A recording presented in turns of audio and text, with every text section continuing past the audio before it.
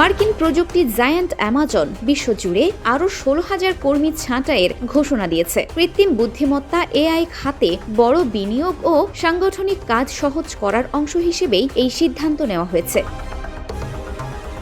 গত 29 জানুয়ারি বার্তা সংস্থা রয়টার্সের এক প্রতিবেদনে বলা হয়েছে, গত বছরের অক্টোবর মাসে প্রতিষ্ঠানটি প্রথম দফায় 14,000 পদ কমানোর ঘোষণা দিয়েছিল। সেই ধারাবাহিকতায় মোট ছাঁটাইয়ের সংখ্যা দাঁড়াচ্ছে প্রায় 30,000।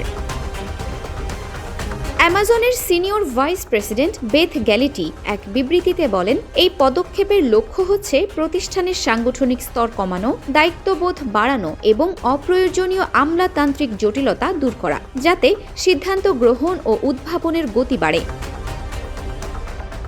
গত অক্টোবরের 14,000 চাকরি ছাঁটাইয়ের 3 মাসের মাথায় আবারও বড় ছাঁটাই রাউন্ড ঘোষণা করল অ্যামাজন। কোম্পানির বরাতে জানা গেছে, প্রথম ছাঁটাইয়ের সময় তারা বলেছিল কৃত্রিম বুদ্ধিমত্তা, এআই এবং কর্পোরেট সংস্কৃতির পরিবর্তন এই সিদ্ধান্তের পেছনে মূল কারণ।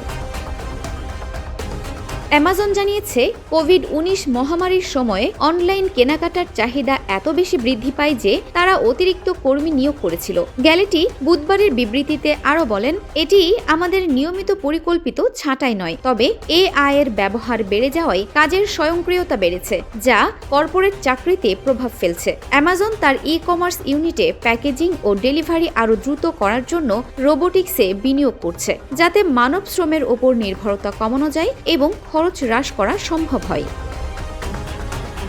তবে এই দফায় অ্যামাজনের কোন বিভাগ বা অঞ্চলের কতজন কর্মী এর আওতায় পড়বেন সে বিষয়ে বিস্তারিত জানায়নি। কোম্পানির ভাষ্য অনুযায়ী প্রতিটি টিম নিজেদের কাজের গতি, মালিকানা ও গ্রাহক কেন্দ্রিক উদ্ভাবন সক্ষমতা মূল্যায়ন করে প্রয়োজনীয় সমন্বয় করবে।